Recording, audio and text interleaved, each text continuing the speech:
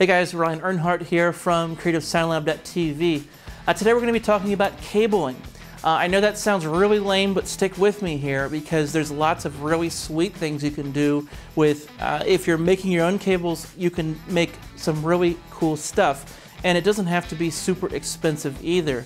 Cables from mic cables, guitar cables, snakes, pads, ohm adjustments to loading mics differently.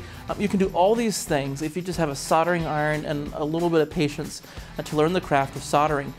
So, hey, this is going to be really an inside look as far as how I've constructed my cables and really everything that I've done to keep this studio running by knowing how to use a soldering iron. So let's get started. Okay, so you know the basics of making cables can be something as simple as just making your own guitar cable. This guitar cable here cost me, I think it was around 10 or 15 bucks, okay? So the actual cable here is the Mogami 2524. And then I got some Nutric unbalanced plugs and made myself a 10-foot guitar cable. I have friends that they're still paying like $50 for a guitar cable.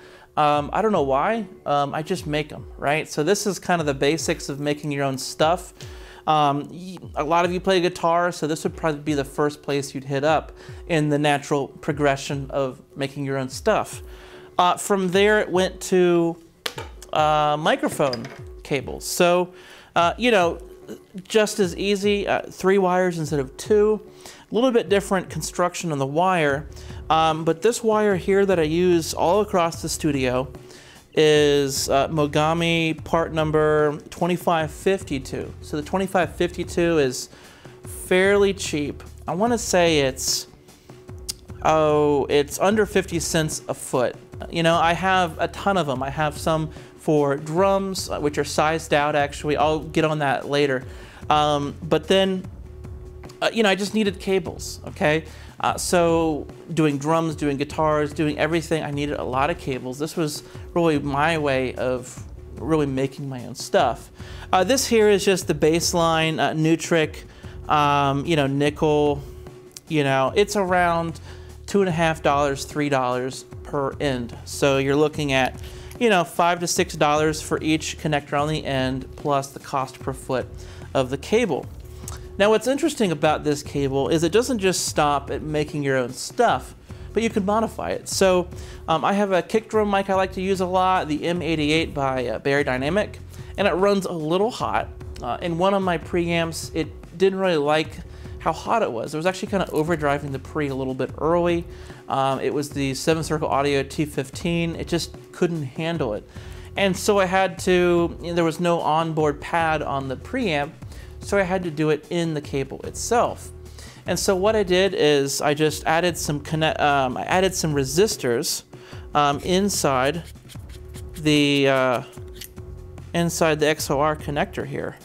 So if I were to peel this back, there's a resistor here, and there's 2 resistors on here, going to pin 2 and pin 3. And the way that this works is, I'll tell you the exact what to do here.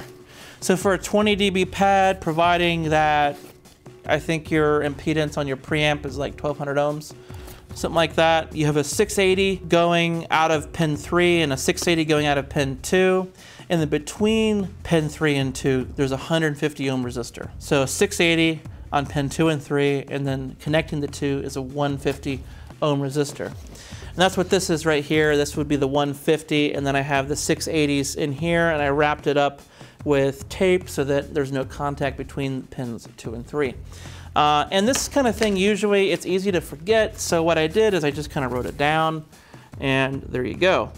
And then I have kind of a collection of resistors and things ready to go, so I can make more of these if I need to. Furthermore, it's not just about pads, but I've also done some experimenting with the ohms as well.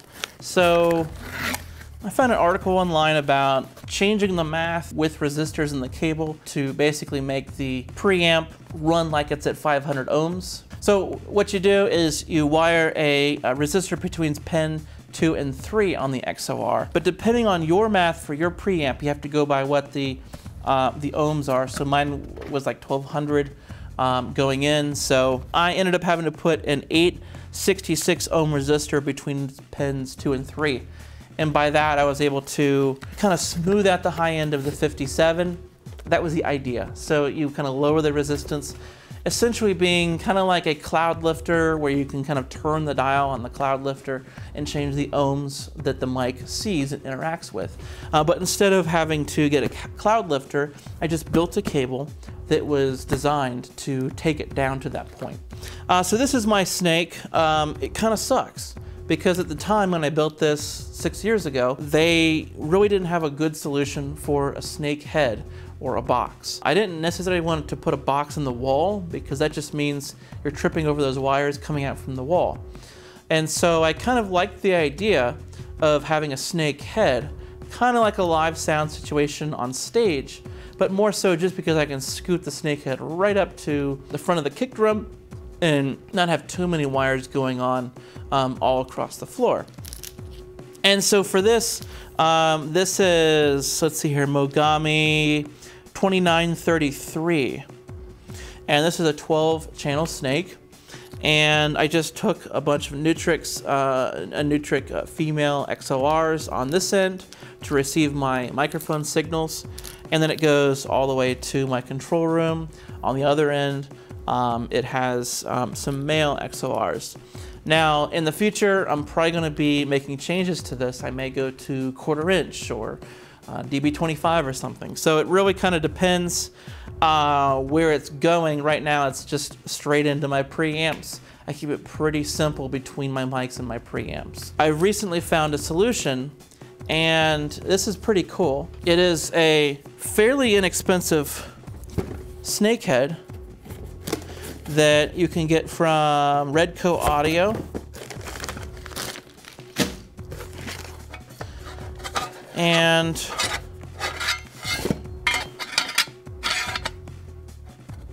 they give you a couple of different pieces. You can assemble it, and you get a nice snake, a nice head to a snake. And then these pieces go like this. They hook in, and you can get your, at least my 12 channels here at a snakehead.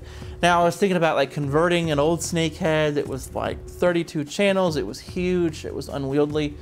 So this is a big deal, because now finally I'm not reaching down, you know, and going through the channels trying to find out which one is which. I can just clearly see which channel is which.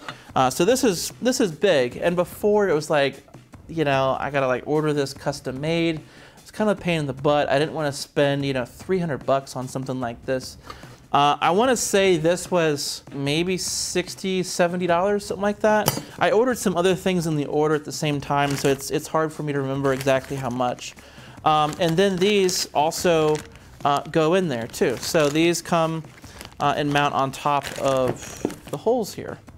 And then this is what you solder to. So I'll have to redo all the connections that I did a few years ago to get it into the snake, but that's okay. So, you know, stuff that I keep on hand. I love keeping, you know, just some like TRS plugs on hand in case I have to make a cable real quick. This could be good for, you know, patch cables. This could be good for routing signals in and out of a mixer, to a pair of monitors. XR Nutrix connectors as well. So any of, well, this is not a Nutrix, this is a Switchcraft, but this is just an old one that if I had to, yeah, I could quickly make a cable and, you know, keep things rolling here at the studio. As far as the tools that I use, I just always have on hand. Main thing is the soldering iron.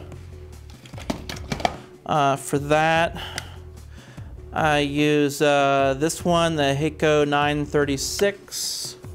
Pretty common one. Kind of got this when I was building all the 7-circle audio stuff. It comes with a little stand. I got some solder. This is kind of a lead solder, which makes it a little bit easier for if you don't know what you're doing, to kind of work with a small board so I'm not soldering directly on top of my nice desk or any other table. Wire clippers and strippers, pretty important. And then a tester. The big thing about a multimeter is, well, you can test lots of things, okay? Like voltage, you can test batteries, but continuity. So you can run between pin 3 and female XOR pin 3, and you can make sure that there's a good connection. Then you can go from pin 3, and on the female end, go into pin 2. Make sure it doesn't beep.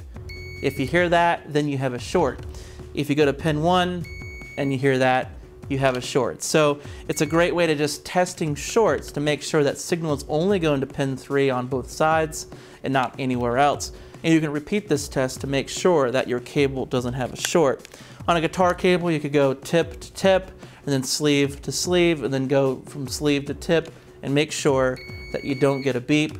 If you have continuity, then you have a short and there's a problem, and occasionally you do kind of screw it up. Right angle guitar cables were actually pretty difficult to make, at least consistently. I had to make a few of them a couple times in a row.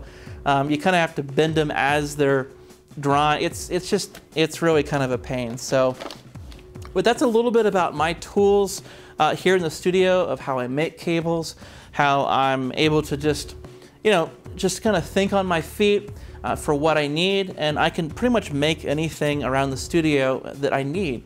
And let me know if you have any questions. I know that you've been bugging me a lot about the padded cable and how to do that.